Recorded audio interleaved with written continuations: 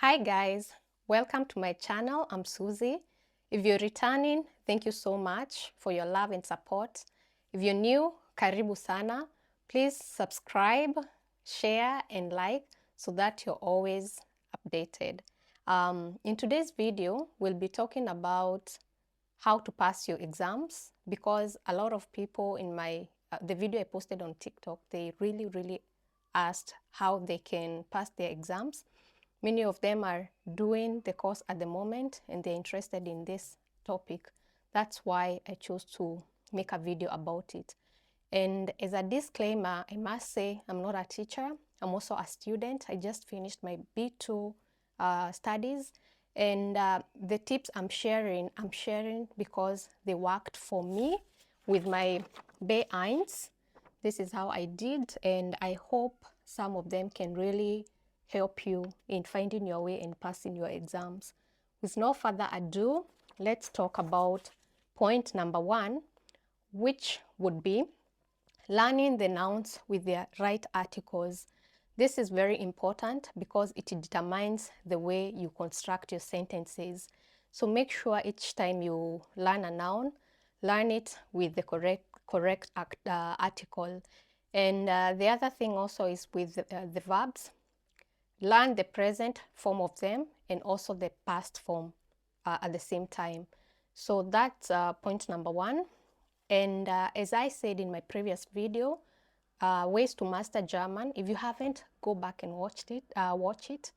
I shared on how you can master the German language. It would be also very helpful if you watch that video because they are interconnected. Point number 2 would be the topic of adjective declination. Have it in your fingertips.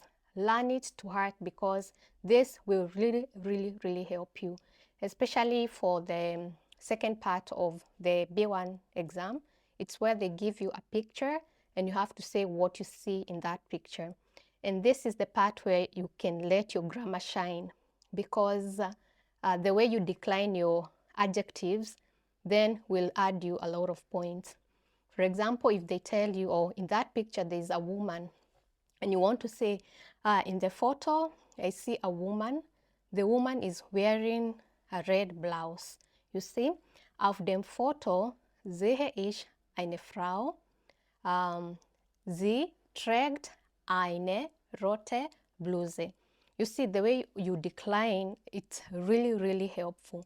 Unlike when you say, is sie tragen einen rote Bluse. So it makes sense for you to learn the adjectives so well. Now recommend you go and watch the channel, Your German Teacher.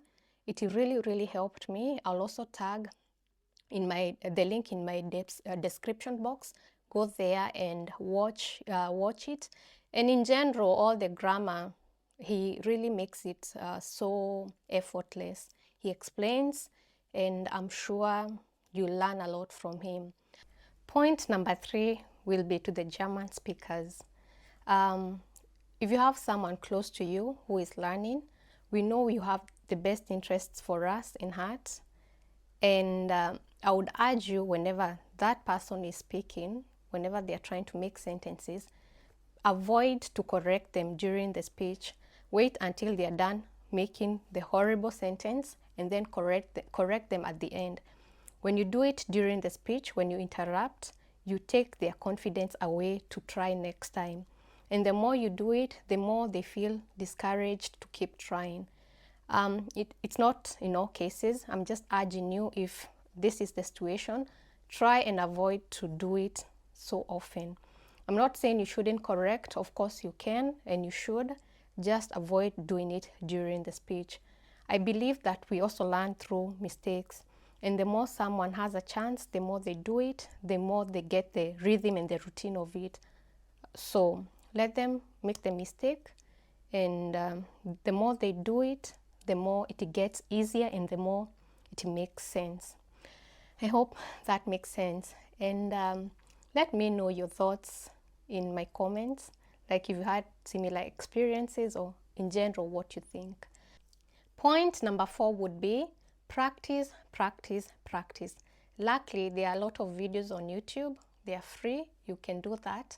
And each time you come across a new word, especially when you're doing Hören and Lesen, pause the video, highlight the word or note it down and look it up in the dictionary. Try to make a personal example out of it.